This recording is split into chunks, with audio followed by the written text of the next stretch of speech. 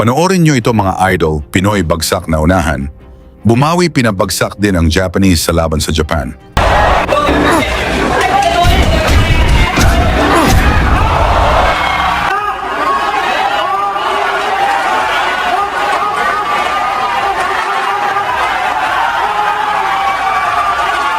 Usapang boxing, palitan ng mga malalakas na kamao. Sa bawat tagumpay ng mga Pinoy boxer ngayon, parang iisa ang ruta na kailangang tahakin, ang Japan. Bago ka makilala, kailangan mong dumaan sa matitinding laban, sa balwarte ng mga Hapones.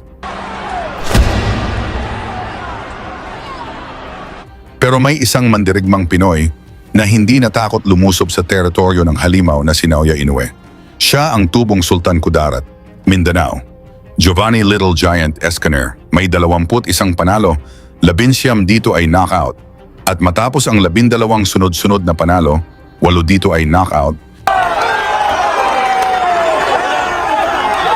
Dumayo siya sa Japan para hamunin ang kanilang kampeon. At doon, pinasuko niya sa ika-7 round ang Japanese champion na si Junichi Ebisuoka. Pero hindi doon nagtapos ang laban. Dahil makalipas lang ang 5 buwan, pinabalik muli si Escaner sa Japan. At sa pagkakataong ito, itinapat siya sa kanilang pambato ang undefeated knockout artist na si Naoto Uebayashi. 10 panalo, walang talo, 9 na knockout. Pinsan pa ng Naoya Inoue at tinuturing na future world champion ng Japan. Round 1, mainit agad ang bakbakan, walang atrasan. Si Escaner nakaasul na trunks habang sumisigaw ang crowd para sa kanilang pambato.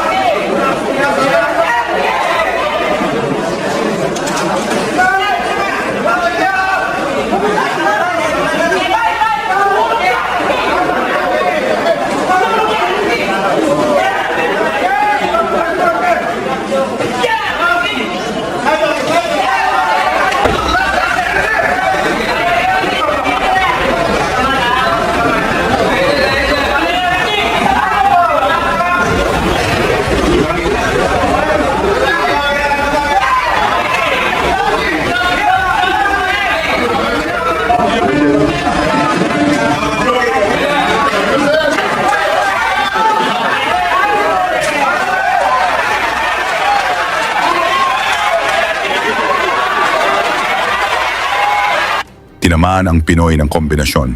Bumagsak pero agad siyang tumayo at lumaban.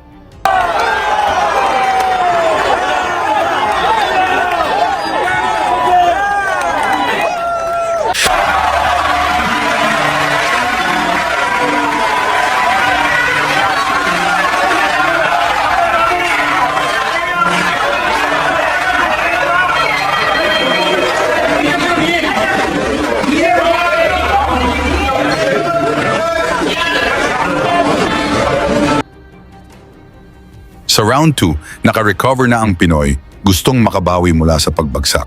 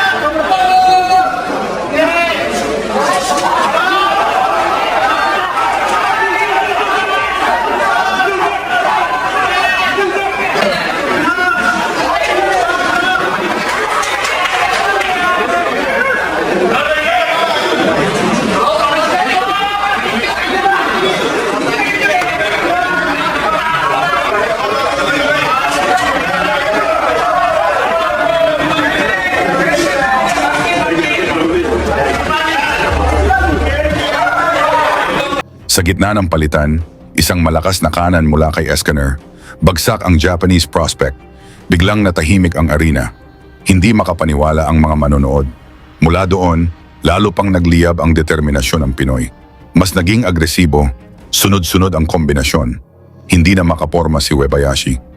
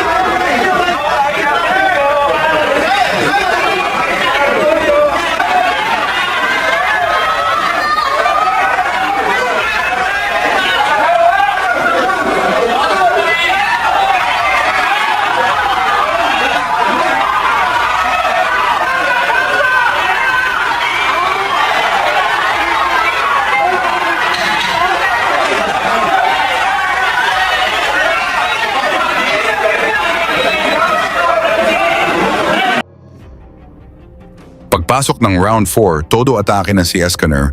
Wala na itong pakialam sa mga Japanese crowd. Gusto nang tapusin ang Japanese prospect.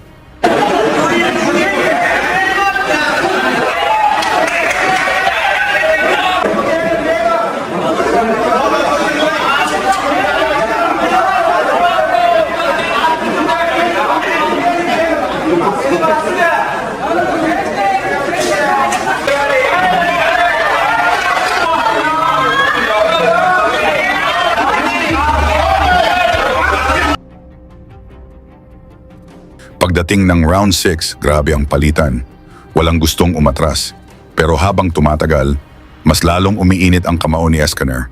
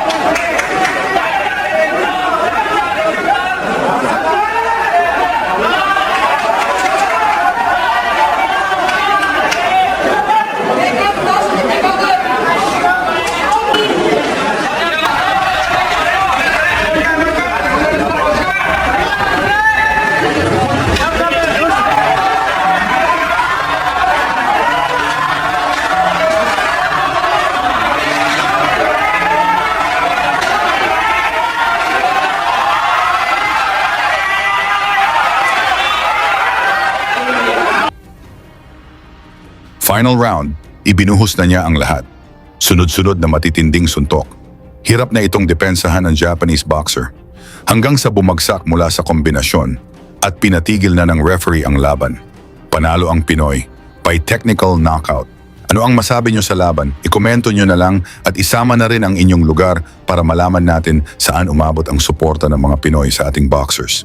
Lagi niyong sundan, huwag magpapahuli. Pag-usapan ni bakbakan, balita niya at laban. Mga Pinoy na di nagpapagapi. Salamat sa mga suporta na lagi nandyan.